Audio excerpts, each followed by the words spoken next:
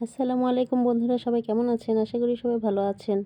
তো আমি আজকে কাপের ভিতরে কিছু পাতি আর একটু চিনি দিয়েছি। নিয়ে আমি ছাদে চলে এসেছি। ছাদে অনেক রোদ উঠেছে। মনে করলাম আজকে আমি চাটা ছাদেই খাবো। তো আমি গরম পানিটা ঢেলে দেওয়ার পরে এই যে একটু নাড়াচাড়া করতেছি। নিচে আসলে পাতিগুলো সব পড়ে আছে। একটু পরে হবে কি, চাটা উপরেই থাকবে আর পাতিগুলো নিচে চলে যাবে। তখন চাটা খাওয়া যাবে। আমি এভাবে আজকে খাবো, এজন্য আমি এভাবে করেছি। তো যাওয়া যাক, আজকে আমি একটু সকাল সকাল ঝাড়ুটা দিয়ে নেই। ঝাড়ুটা দেওয়ার পরে আমি অন্যান্য কাজে আজকে ব্যস্ত হয়ে যাব।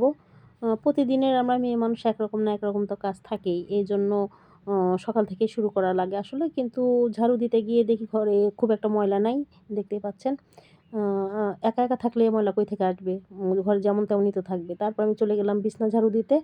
তো বিছানা ঝাড়ু দিতে গিয়ে আমি মানে ঘুম থেকে উঠে বালিশ, কোলবালিশ, তারপরে অ্যা কম্বল-টম্বল যা আছে সব তো আমি গুছিয়েই ফেলি। গুছিয়ে ফেলার পরে বিছানায় আর কিছু থাকে না। বিছানা ঝাড়ু দিলেও হয়, না দিলেও হয়। তারপরেও আমি দিচ্ছি একটু, দিলে ভালো হয় আরকি।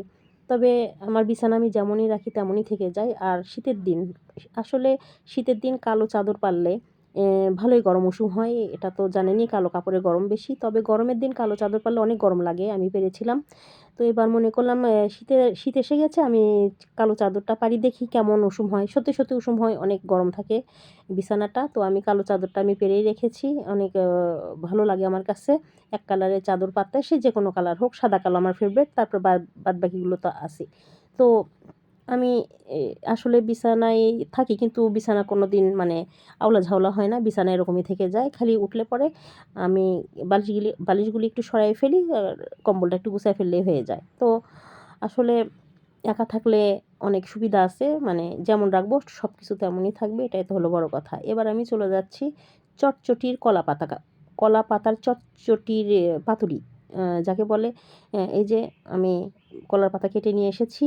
ছোট, ছোট করে কেটেও নিয়েছি। এবার আমি কিছু ছোট মাছ, তারপরে পেঁয়াজ, কাঁচামরিচ আর ধনিয়ার পাতা, টমেটো ছোট, ছোট করে কেটে নিয়ে যে সুন্দরভাবে একটু আমি মেখে নিচ্ছি।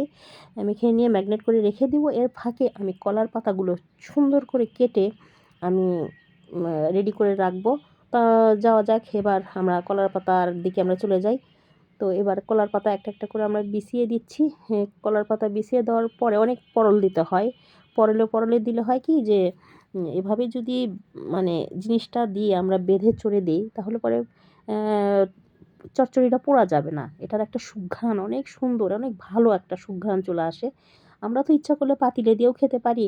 তো পাতিলে দিয়ে তো আমরা প্রতিদিনই খাই। তা আমরা ভাবলাম যে কলার পাতায় দিয়ে চচ্চড়িটা বানালে কেমন হয়? এরকমভাবে তো মেয়েরা আজকাল বানায়। তবে অনেক স্বাদ, একটা ঘ্রাণ, সুন্দর একটা ভালো ঘ্রাণ চলে আসে। জন্য আজকে কলা পাতাই খাবো বলেই আজকে আমি মনস্থির করেছি। তো এই যে কলার পাতা আস্তে, আস্তে আমরা সুন্দরভাবে বিছিয়ে দিয়ে জিনিসটা আমরা মুড়িয়ে তারপরে আমরা চুলার আস্তে, আস্তে আঁচে আমরা দিয়ে ফেলবো।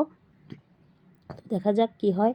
তো এটাকে একটু পরে আমরা মুড়িয়ে ফেলবো। আগে একটু মানে সুন্দরভাবে একটু নাড়াচাড়া করে মেলায় দিচ্ছি। তারপরে একটু সামান্য পানি দিয়ে দিব। সামান্য পানি দেওয়ার পরে এটাতেই হয়ে যাবে সিদ্ধ, এবং আ অনেক সুন্দরভাবে ভাপে, ভাপে আসলে কলার পাতা ভাপ পাতুরি একটা সুন্দর একটা ঘ্রাণ চলে আসবে।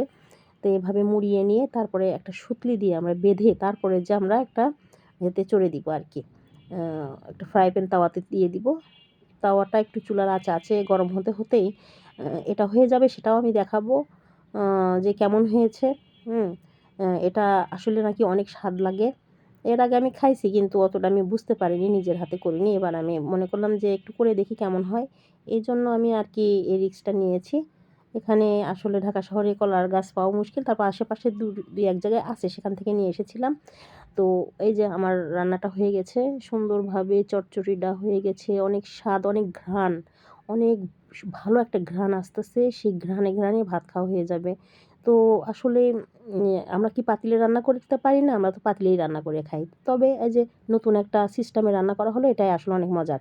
তারপরে মনে করলাম যে এখন একটু পরে গোসল করতে যাবো। তার আগে একটু সামান্য একটু নাস্তা পানি করে নেই। তো ইস্ট বেকারির একটা পাউরুটি নিয়ে এসেছিলাম। ১ পিসি পাউরুটি থাকে ৳১৫ দাম। তবে এর ভিতরে ক্রিম আছে। খেতে অনেক মজা।